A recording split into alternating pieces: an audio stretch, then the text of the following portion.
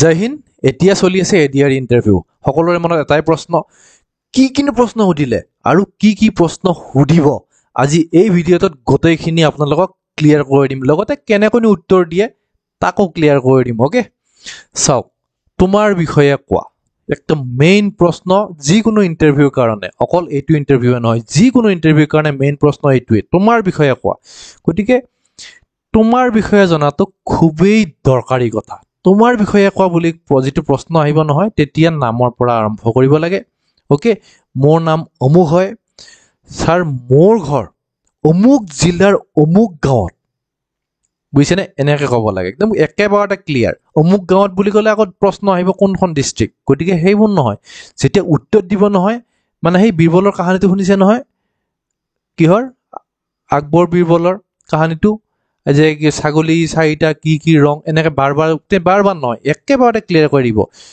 মোৰ educational qualification 12 হয় আৰু মই বৰ্তমান স্যাৰ গ্ৰেজুৱেশ্যন কৰি আছোঁ আৰু যদি গ্ৰেজুৱেশ্যন কৰি থকাও নাই মই 12 পাছ কৰিছিলোঁ স্যাৰ তাৰপিছত মই বৰ্তমান এখন স্কুল এখনত সোমাই আছোঁ বা মই খেতি কৰোঁ যিটো ডাইৰেক্ট বঢ়িয়া ক'ব মোৰ ঘৰ 4জন পৰিয়াল ভাই ভনী মা দেউতা এনেকৈ যিমান মানে ক্লাৰিটি হ'ব লাগে উত্তৰত বুজিছেনে আৰু নিজৰ বিষয়ে যেতিয়া ক'ব লাগে নিজৰ বিষয়ে মতলব আপোনাৰ নিজৰ বিষয়ে ধুনীয়াকৈ আপোনালোকে জানি থ'ব আৰু আপোনালোকে যেতিয়া ক'ব নহয় তেওঁলোকে বুজি পাব ই জানে বোলে নিজৰ বিষয়ে বৰ ধুনীয়াকৈ কৈছে হ'ব কৈ দিব তেওঁলোকে ওকে তাত তোমাৰ গাঁওখনৰ বিষয়ে ক'বলৈ দিব পাৰে তোমাৰ গাঁওখনৰ বিষয়ে কোৱা বুলি ক'লে গাঁওখনৰ নামেৰে আৰম্ভ কৰিব পপুলেশ্যনত যাব গাঁওখনৰ ছিগনিফিকেঞ্চ কি তাতে মন্দিৰ আছে নে মছজিদ আছে নে তাৰপিছত স্কুল কেইখন আছে এখন LP স্কুল আছে স্যাৰ অমুক আছে তমুক আছে আমাৰ গাঁৱৰ মাজেৰে অমুকটো হাইৱে পাৰ হৈ গৈছে এই সকলোবোৰ জনাটো খুবেই দৰকাৰ আৰু সেইখিনি বঢ়িয়াকৈ আপোনালোকে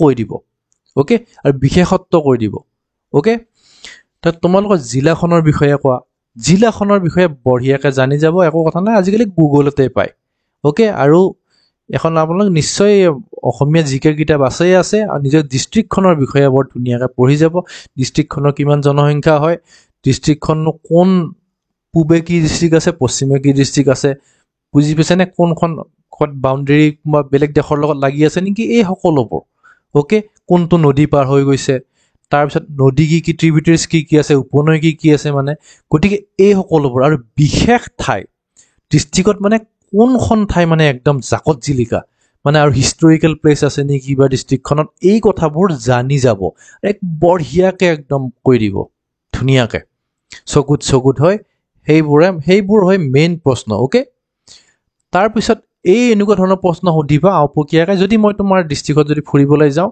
কোনখন ঠাইত গ'লেনো ভাল হ'ব তেতিয়া আপোনালোকে ক'ব লাগিব বোলে কি স্যাৰ আমাৰ ডিষ্ট্ৰিক্টত 2-3খন এনেকুৱা ধৰণৰ ঠাই আছে কিন্তু তাৰ ভিতৰত যদি আপুনি যায় নহয় অমুক ঠাইখনত যাব অমুক ঠাইখন কাৰণ যদি আপুনি কাৰণটো নকয় নহয় তেতিয়া আকৌ সিহঁতে বোলে কিয় ওকে কাৰণ স্যাৰ তাতে অমুক আছে তাতে স্যাৰ একদম পৰ্যটকৰ কাৰণে আকৰ্ষণীয় মানে ঠাই আৰু তাতে মানে অমুক পায় তমুক পায় অমুকৰ কাৰণে ফেমাছ হৈছে আৰু হেৰিখিনি আৰু তাতে গৈ কিনে খুব ভাল পাব ওকে তেনেকুৱা ধৰণৰ উত্তৰ বঢ়িয়াকৈ এক্সপ্লেইন কৰি কিনে দিব ধুনীয়াকৈ ওকে তোমাৰ ঘৰখন ইয়াৰ পৰা কিমান দূৰত অৱস্থিত এতিয়া ইণ্টাৰভিউ হৈ আছে গুৱাহাটীত আপোনাৰ ঘৰ যেনিবা নলবাৰীত অৱস্থিত নলবাৰীৰ পৰা গুৱাহাটী কিমান দূৰ সেইটো জনাটো খুবেই দৰকাৰ নলবাৰীৰ পৰা গুৱাহাটীলৈ আহোঁতে কি ডিষ্ট্ৰিক্ট পাৰ হৈ আহিলে কোনটো ৰাস্তাৰে আহিলে ওকে কিহেৰে আহিলে এই সকলোবোৰ নৰ্মেল কথা ওকে এই কথাবোৰত আপোনালোক কনফিউজ নহ'ব এই কথাবোৰ জানি যোৱাটো ভাল এইবোৰ প্ৰশ্নকে নিশ্চয় সুধি আছে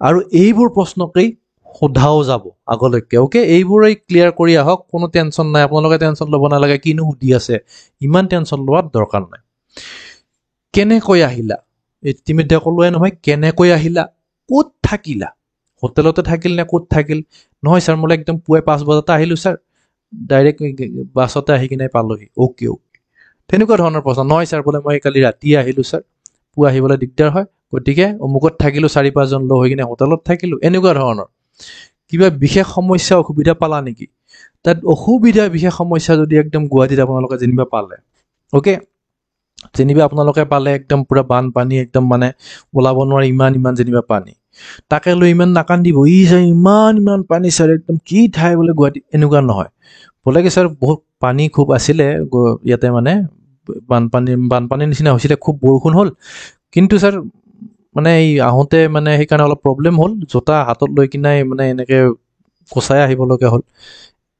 পজিটিভটি দেখুৱাব লাগে, এনেই সমস্যা লৈ কিনে নাকান্দিব।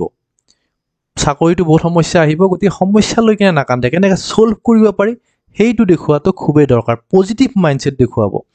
অ'কে, কিমান পইচা খৰচ হ'ল, পইচা কিমান খৰচ হ'ল সেইটোতো নৰ্মেলি জানে, বোলে কি ছাৰ হেৰিত থাকোঁতে অমুক হ'ল তমুক হ'ল, এনেকৈ আপোনালোকেতো কেলকুলেশ্যন কৰিবই পাৰিব, বোলে কি ছাৰ পইচা 2000 খৰচ হ'ল, ইয়াতে হোটেলত থকা এনে খোৱা বোৱা এনেকৈ।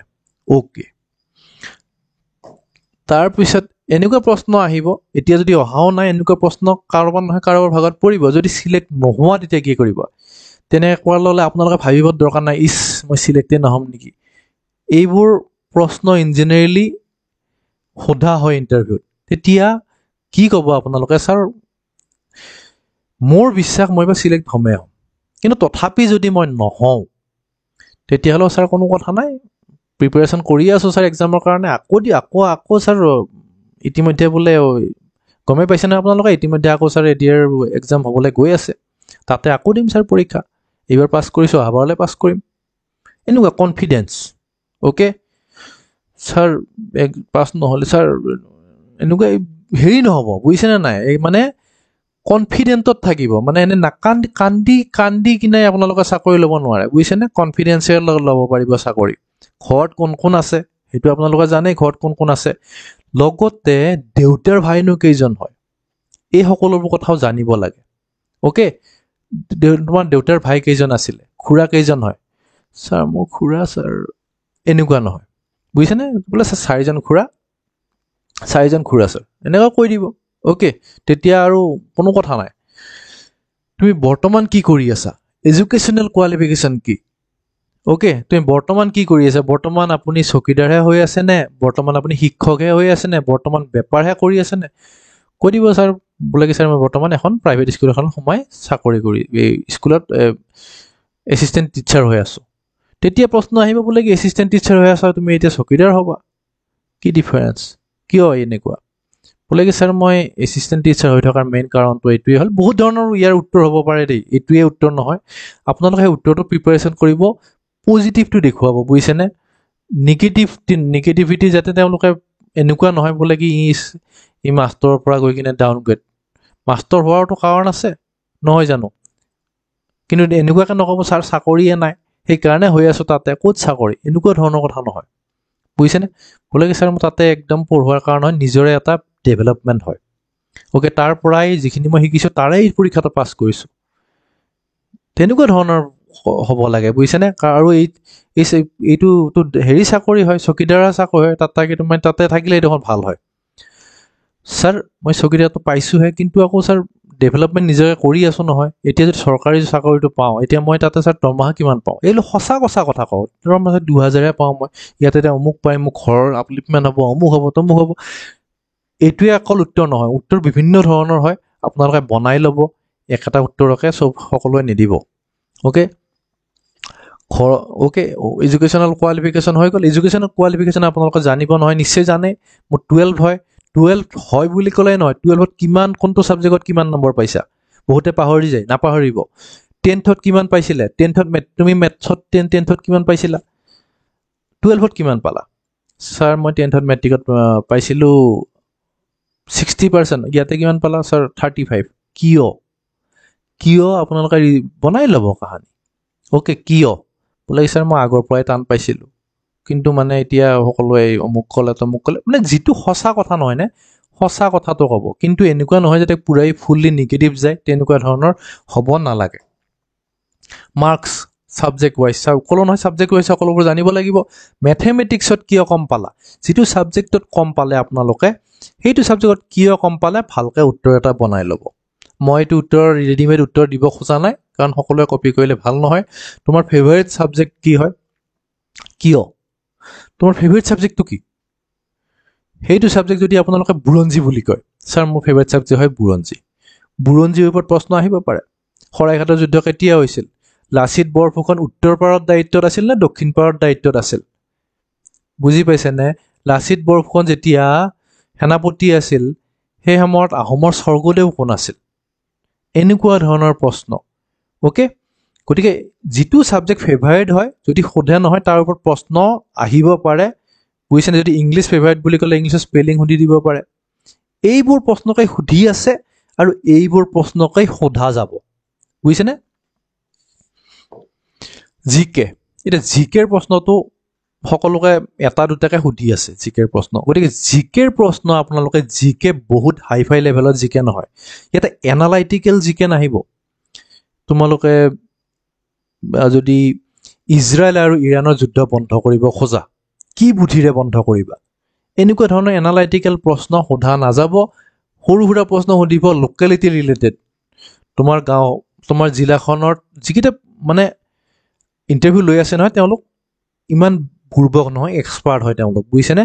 গতিকে যেতিয়া জিলাখনৰ বিষয়ে ক'ব নহয়, যেনিবা জিলাখনৰ বিষয়ে ক'লে আপুনি ডিব্ৰুগড় বুলি ক'লে, অ'কে, যেনিবা তিনিচুকীয়া বুলি ক'লে, তিনিচুকীয়াখনতনো কি কি আছে তেওঁলোকেও গম পায়।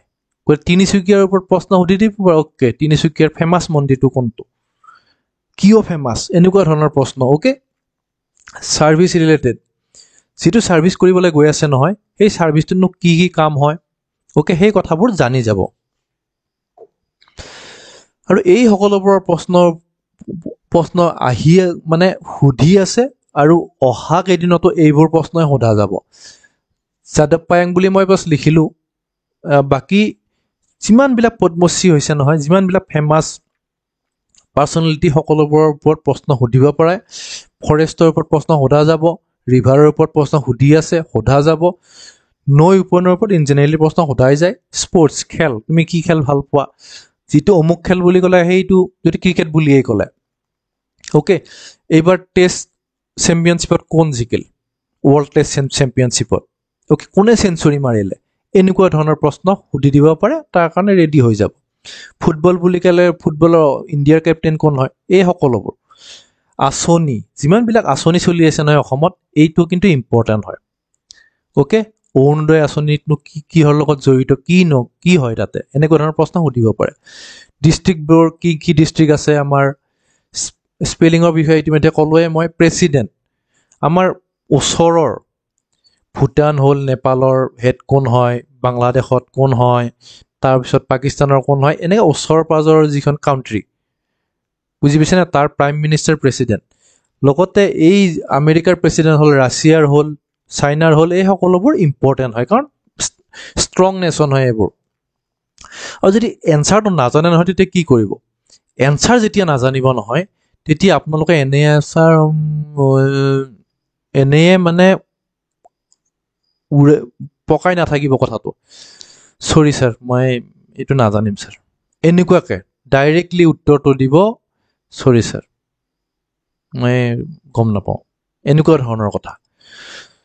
ছাৰ এই মডেলৰ কথা ঘূৰাই কিনাই মানে এনে মানে তেওঁলোকৰো মানে বিবোধিত নেপেলাব, মানে তেতিয়া কি হয় তেওঁলোকেও মানে ভাল নাপায় কথাটো। অ'কে, গতিকে নিশ্চয় বুজিছে, এইখিনিয়ে হয়।